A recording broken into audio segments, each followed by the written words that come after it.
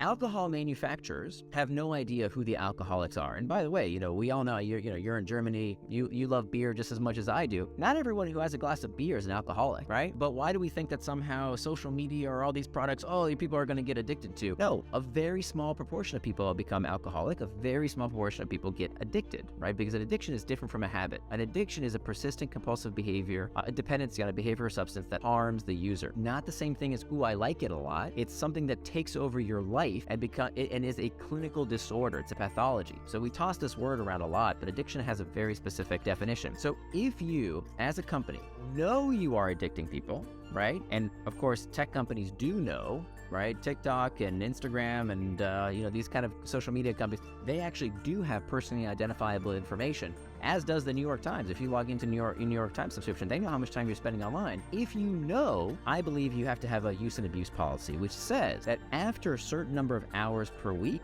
we're going to do something, okay? We're going to reach out and we're going to say after whatever number of hours a week, maybe 30 hours a week, 40 hours, I don't know what the number is. Your company should decide. We're going to reach out and say, hey, you've been using our product to an extent that may indicate you're struggling with an addiction. Can we help? A very respectful message that says, can we help? And then we offer resources. Can we put you on a blacklist so that you're not constantly playing this video game? Can we make sure you don't spend more money? Can we give you resources to help you if you're struggling with an addiction? These resources that try and help people with this pathology of addiction. That's I think a policy that if companies don't start to implement, governments will begin to implement on them and force them to do this. And I support it, frankly, because I think, just like we should protect children, because children, we've deemed as a society there's certain things children can't do, right? Children can't gamble in a casino. They can't go into a bar and drink alcohol until a certain age. We need to have certain protections for children because they're not of sound body and mind. The same goes for people who are pathologically addicted. They also deserve special protections.